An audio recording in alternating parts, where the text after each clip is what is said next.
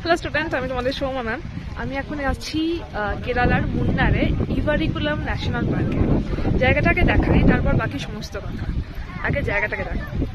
এটা আস্তে আস্তে মেঘটা পুরো ঢেকে যাচ্ছে জায়গাটাতে, আর এটা পুরোটা হচ্ছে ওয়েস্টার্ন ঘাট। ওয়েস্টার্ন ঘাট মানে কেরালাতে যে ওয়েস্টার্ন ঘাট রয়েছে এবং কেরালার যে হিল স্টেশন সেটা হচ্ছে মুন্নার। তো মুন্নারে এটা হচ্ছে ইভারিকুলাম ন্যাশনাল পার্ক। এখানে একটা ছোট্ট ঝর্ণা দেখা যাচ্ছে। এই জায়গাটাতে হেঁটে আসতে হয়, এটা বাই রোড আসা যায় না। একটা জায়গা সার্টেন জায়গার পর 1 কিলোমিটার মতো রাস্তা এটাকে হেঁটে আসতে হয়। এইটা কেরালার একটা ফেমাস ন্যাশনাল পার্ক। অ্যান্ড মুন্নারের যতগুলো দ্রষ্টব্য স্থান আছে তার মধ্যে ওয়ান অফ দ্য মেন। তার কারণ এই বিউটি আর অন্য কোনো জায়গায় হবে না।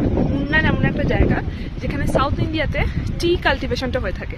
ওই যে দুটো দেখতে পাচ্ছ সবকটা হচ্ছে টি কাল্টিভেশন।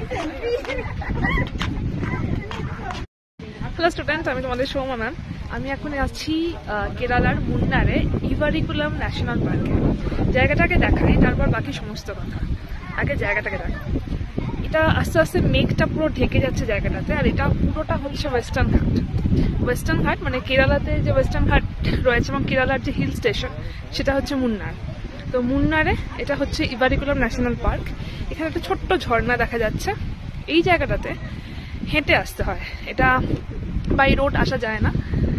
একটা জায়গা সার্টেন জায়গার পর 1 কিলোমিটার মতো রাস্তা এটাকে হেঁটে আসতে হয়। এইটা কেরালার একটা ফেমাস ন্যাশনাল পার্ক।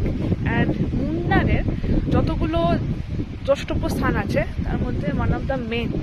তার কারণ এই বিউটি আর অন্য কোনো জায়গায় হবে না। মুন্নার এমন একটা জায়গা যেখানে সাউথ ইন্ডিয়াতে টি কাল্টিভেশনটা হয়ে থাকে। ওই যে দুটো দেখতে পাচ্ছ সবকটা হচ্ছে টি কাল্টিভেশন।